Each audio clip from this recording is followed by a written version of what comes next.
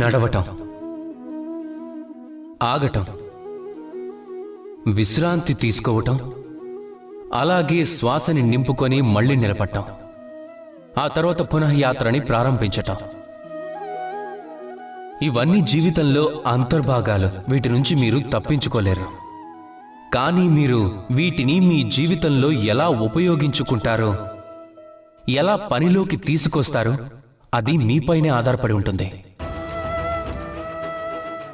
ఓడినవాడు జీవితంలో ఆగిపోతాడు, అలాగే గెలిచినవాడు కూడా జీవితంలో ఆగిపోతాడు. ఓడిపోయినవాడు ఆగిపోతాడు అలసిపోయి, గెలిచినవాడు ఆగిపోతాడు కేవలం ఆ స్థాయికి చేరుకున్న తర్వాతే. కనుక మీరు ఎప్పటికప్పుడు ఆగాల్సిందే. అలాగే అది జరుగుతుంది కూడా. కానీ మీకు ఎలా ఆగిపోవాలనుంది, అలసిపోయా లేదా ఆ స్థాయికి చేరుకున్న తర్వాత, ఆ నిర్ణయం మీ మీదే ఆధారపడుతుంది. అయితే ఆగి చూడండి, కానీ అలసిపోయి కాదు. ఎందుకంటే మీరు ఆ స్థాయిని చేరుకోవాలి, పునఃయాత్రని ప్రారంభించాలి, అలాగే గెలిచి ఆ స్థాయికి చేరుకోవాలి కూడా.